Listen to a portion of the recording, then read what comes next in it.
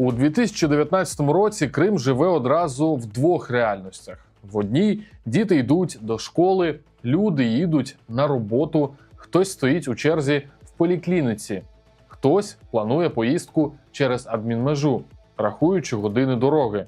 В іншій о 5 ранку в двори заходять силовики. Обшук стає словом, яке вимовляють пошепки. А нові кримінальні справи з'являються так само регулярно, як новини про чергові затримання. Цей рік принесе одну з найбільших хвиль арештів у Криму. Нові вироки на десятки років, тиск на громади, журналістів, активістів. І водночас, саме у 2019-му, відбудеться великий обмін, який поверне додому десятки людей. Тих, чиї імена роками звучали лише в залах судів і тюремних списках, і поверне надію. Бодай на мить. Це хроніки окупації. 2019-й. 6-й рік від захоплення.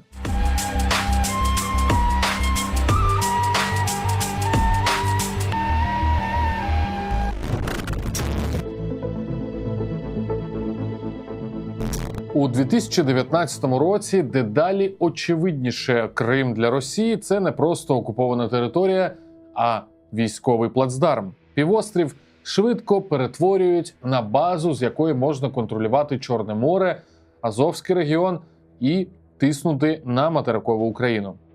За оцінками української сторони, у 2019 році в Криму вже перебуває понад 31 тисяча російських військових. Разом із ними бронетехніка, артилерія, бойова авіація, системи протиповітряної оборони. Це угрупування, яке постійно нарощують і тренують. Впродовж року на півострові регулярно проходять навчання із ракетними стрільбами, виходами кораблів у море, маневрами берегових військ. Крим стає простором, де армія РФ працює у бойовому режимі, поки що без воєнних дій. Паралельно вибудовується інфраструктурний скелет, який забезпечує постійну військову присутність Росії на півострові. У 2019-му відкривають залізничний рух через Керченський міст.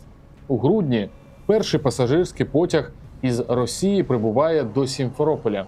Залізниця спрощує сполучення між Росією та Кримом пасажирське і вантажне. І водночас дає можливість швидко перекидати техніку, особовий склад і ресурси без залежності від маршрутів через материкову Україну. Того ж року просувається і траса Таврида, магістраль, що веде від Керчі до Севастополя і має зв'язати весь півострів в один маршрут – від мосту до найбільшої військово-морської бази.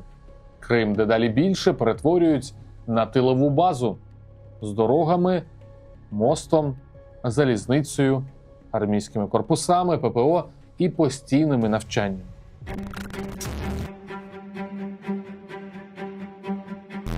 Паралельно з тим, як Крим перетворюють на військовий вузол, всередині півострова посилюється інший процес – зачистка.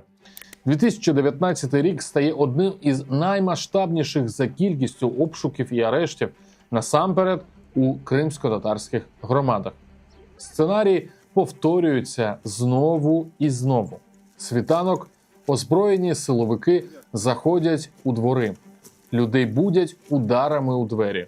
У будинку діти, жінки, літні батьки. Проводять обшук, вилучають телефони, книжки, жорсткі диски. А потім затримання, арешт, суди і етапування з Криму.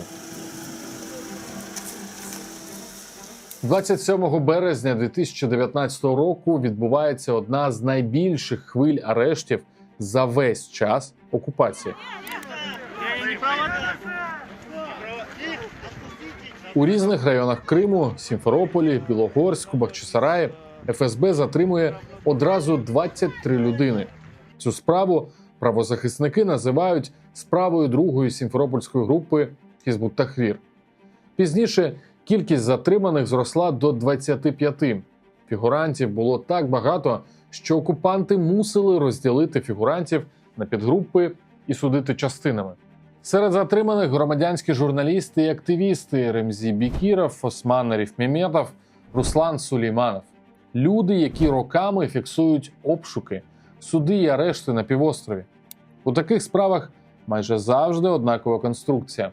Записи розмов, експертизи лояльних спеціалістів і покази так званих таємних свідків, яких не видно навіть у суді.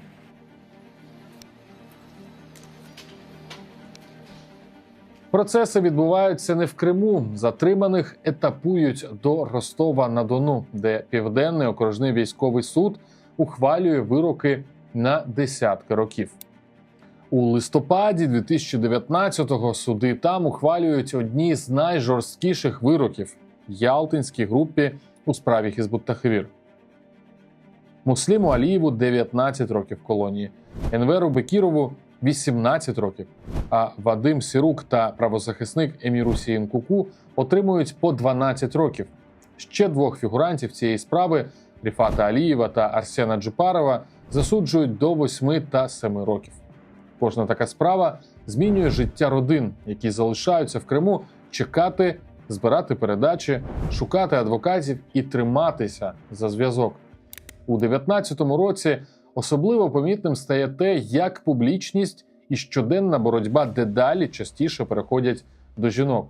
Дружини і матері стають тими, хто говорить у голос, хто їздить у Ростов, хто підтримує інших під судами. Саме вони дедалі частіше стають обличчями кримського спротиву. І дедалі частіше саме вони опиняються під тиском. 30 травня 2019 року в Сімферополі затримують Муміне Салієву, дружину політв'язня Серана Салієва та одну з координаторок Кримської солідарності. Разом із нею до суду доставляють журналістку Лутфія Зудієву. Обох звинувачують у нібито демонстрації забороненої символіки через публікації в соцмережах. Київський районний суд Сімферополя визнає їх винними та призначає штрафи. Та найбільш незахищеними в цій історії залишаються діти. Після кожного обшуку і кожного вироку саме вони першими відчувають наслідки. Батько зникає з дому на роки. Родина змінює ритм життя. З'являються суди, етапи, передачі. За оцінками правозахисників, у 2019 році йшлося вже про понад 100 дітей кримських політв'язнів, які зростали без одного з батьків через політичні переслідування. Це діти, які проведжають батьків на етап у Ростов. Діти, які замість канікул їдуть під слідчий ізолятор. Діти, які замість творів «Як я провів літо» пишуть листи в колонію. Ініціатива «Кримське дитинство» започаткована активістами Кримської солідарності ще у 2017 році саме для цього і існує, щоб підтримувати такі родини. У 2019-му на тлі різкої кількості збільшення таких дітей її робота стає особливо помітною. Для дітей організовують зустрічі, поїздки, спільні свята, щоб у їхньому житті залишався бодай якийсь простір, не пов'язаний із судами.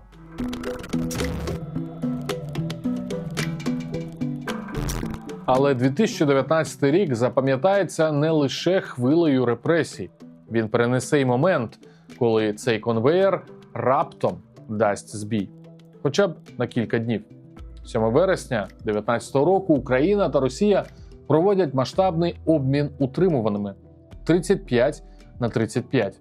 До Києва повертаються люди, чиї імена роками звучали в новинах, у залах судів, у списках політв'язнів.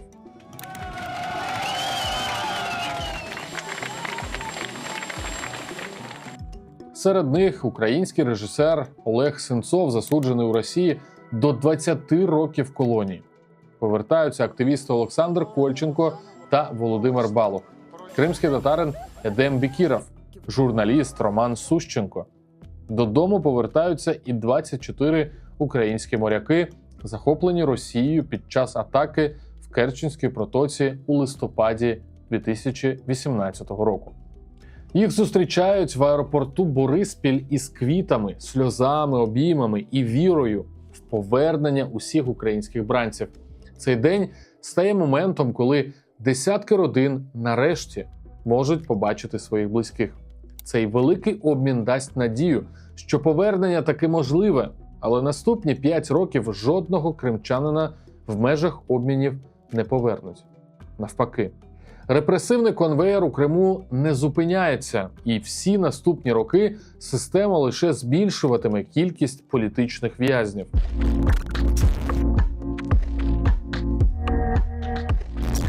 Російське громадянство нав'язували з перших місяців окупації. Формально люди могли відмовитися, але з роками ця можливість дедалі більше перетворюється на фікцію.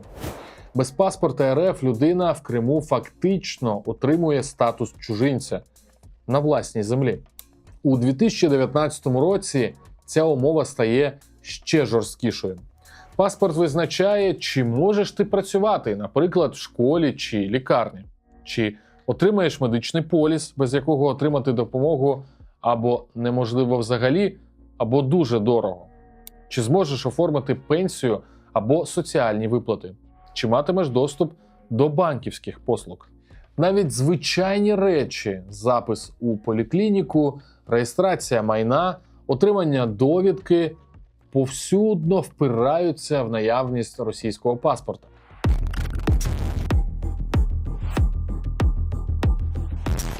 Окупаційна влада продовжує витісняти з півострова релігійні громади, які не вписуються в російську систему.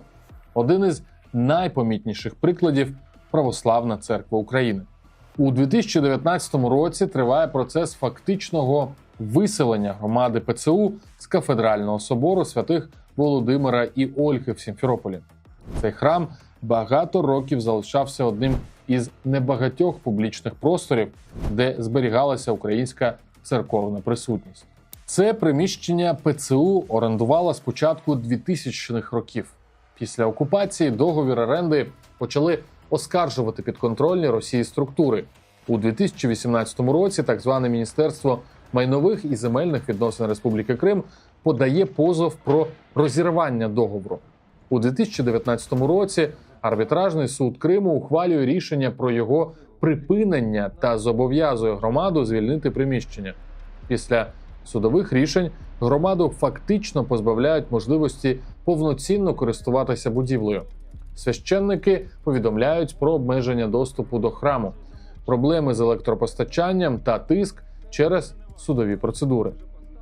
Предстоятель Кримської єпархії ПЦУ архієпископ Климент публічно заявляє про тиск на громаду та неодноразово звертається до української влади і міжнародних інституцій. З березня 2019 року його затримують у Сімферополі та знімають з автобуса. Силовики заявляють про нібито крадіжку речей з церкви.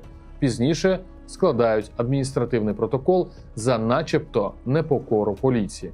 Того дня архієпископ мав їхати до Ростова-на-Дону відвідати в СІЗО українського політв'язня Павла Гриба. Після кількох годин утримання і втручання адвоката його відпускають. Після рішення Верховного суду РФ 2017 року про заборону організації «Свідки Єгови» це рішення поширюється і на окупований Крим. Ідуть слідчі дії, поэтому просьба не мішати. В Джанкої ФСБ проводить обшуки в будинках віруючих. Затримують Сергія Філатова. Його звинувачують в організації діяльності екстремістської організації. Це одна з перших справ такого типу в Криму. Уже тоді стає зрозуміло, за звичайні релігійні зібрання, молитви і читання тепер можуть порушити кримінальну справу. Вирок Філатову оголосять наступного року. Надалі обшуки в домівках віруючих відбуватимуться регулярно у Джанкої, Севастополі, Керчі, Ялті. Щороку з'являтимуться нові кримінальні справи, а суди ухвалюватимуть реальні вироки – від штрафів і умовних строків до років колонії. Таким чином, до кінця десятиліття в Криму сформується практика переслідування людей за участь у релігійних зібраннях і спільних молитвах.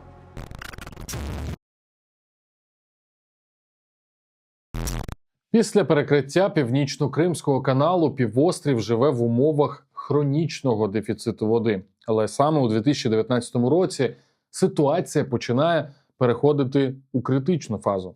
Окупаційна влада дедалі активніше робить ставку на підземні джерела. Свердловини бурять у степових районах. Воду викачують для міст, для промисловості, для нових військових і інфраструктурних об'єктів. Екологи і українські фахівці попереджають, такий забір води виснажує горизонти і запускає процеси засолення.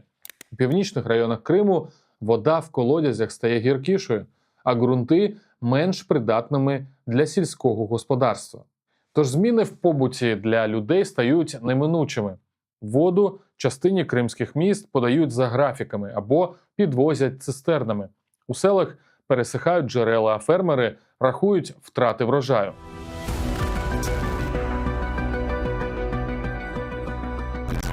На півострові продовжуються роботи на пам'ятках культурної спадщини, які українські та міжнародні фахівці називають руйнівними. Один з найболючіших прикладів – Ханський палац у Бахчисараї. Нагадаю, що це єдина у світі збережена пам'ятка кримсько-татарської палацової архітектури 16-18 століть. І саме тому такий вандалізм від окупантів особливо боляче сприймається як кримсько-татарською спільнотою, так і науковцями. Під виглядом реставрації там тривають роботи, які змінюють автентичні елементи комплексу. Знімають історичну черепицю, замінюють традиційні матеріали сучасними, втручаються в конструкції, що формували вигляд палацу століттями. Представники кримсько-татарської громади і фахівці з охорони спадщини неодноразово заявляють, такі методи не відповідають реставраційним стандартам і ведуть до втрати унікальності пам'ятки. А що ж світ? У грудні 2019 року Генеральна асамблея ООН ухвалює 2 резолюції щодо Криму. Одна з них про проблему мілітаризації Автономної Республіки Крим та міста Севастополя, а також частин Чорного і Азовського морів. У документі окремо згадується збільшення чисельності російських військ на півострові, розміщення сучасних систем озброєння, ризики ядерної інфраструктури, обмеження свободи судноплавства в Азовському морі та Керченській протоці. Резолюція фіксує Крим не лише як територію порушення прав людини, а як регіон системної військової трансформації. Росія документ традиційно не визнає. 2019 показує Крим одразу в кількох вимірах. Півострів остаточно вбудовують у військову систему Росії. Залізничний міст, нові дороги, посилення угрупування. Репресії працюють як відпрацьований механізм. Масові обшуки, десятки фігурантів в одній справі, вироки по 15-19 років. Тиск заходить у релігію, культуру, історичну пам'ять і навіть у право людини на власний документ. І водночас цей рік дає короткий момент надії, обмін, який повертає додому десятки людей. Але система не зупиняється. 2019 стає роком, коли все більше відчувається, Крим готують не лише до ізоляції, його готують до Великої війни. Це були хроніки окупації. 2019 рік. Історія триває.